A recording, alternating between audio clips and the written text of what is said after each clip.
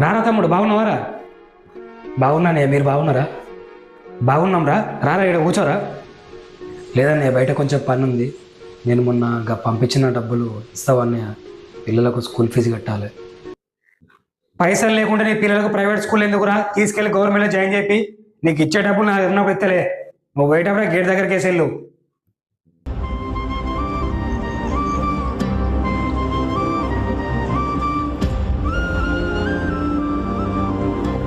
సరే అన్నయ్య, వెళ్ళొస్తా.